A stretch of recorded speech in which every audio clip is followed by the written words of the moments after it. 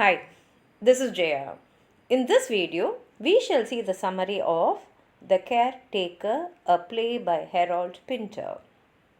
This is a classic tragic comedy, and the play shows how power, allegiance, and corrupted innocence affect a lonely tramp and two brothers who he meets. It is a three-act play, and Pinter received the Nobel Prize for Literature in 2005.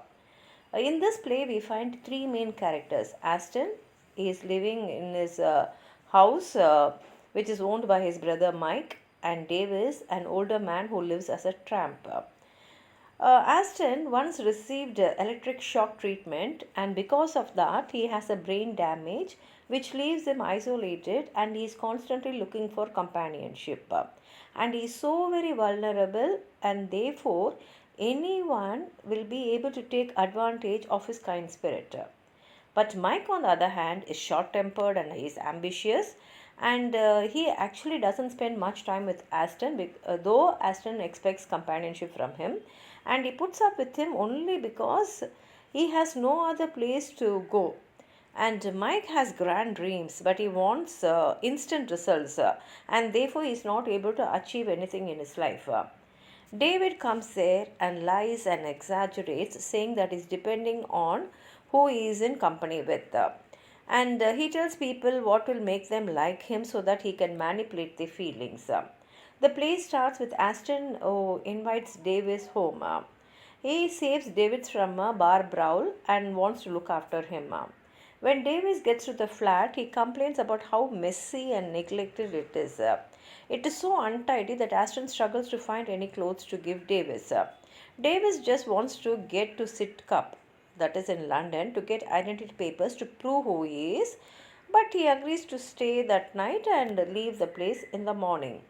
The next day, Aston suggests Davis can stay in the flat while he goes out because he has some own errands.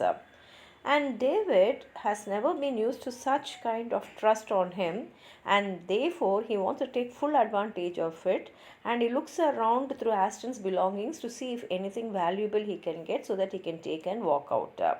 At that time, Mike walks in and mistakes him for a home invader, and they have a fight. At that time, Aston enters and he explains about Davis. However, Mike is suspicious about Davis. He looks at him as a potential troublemaker. And he also feels that he is a manipulator and someone who's homeless.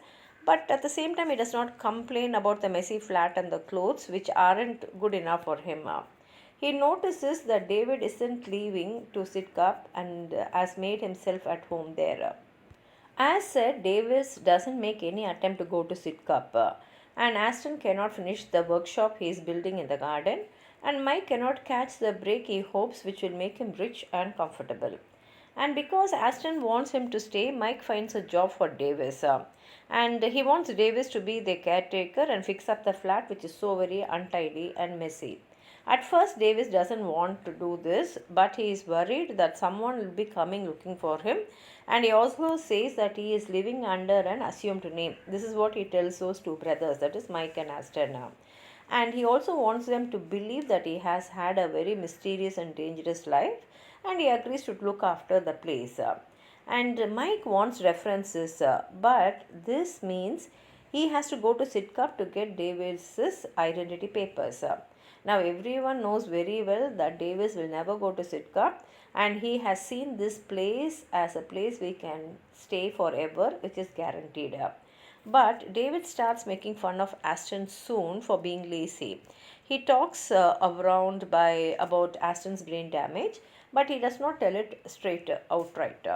And this makes Mike angry, who tells Davis to stop getting involved above himself.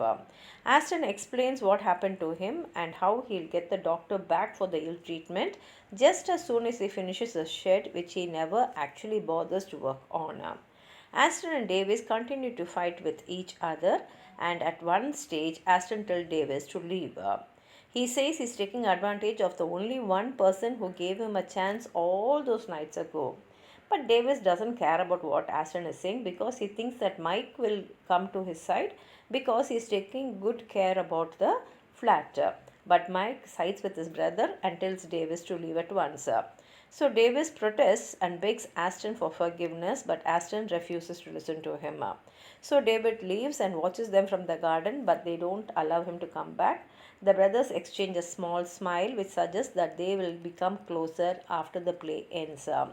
And the play ends here. If you have anything more to add on to what I've said, please write it in the comment box. Like the video, share it with your friends, and if you have not subscribed my channel, please subscribe and support. Thank you.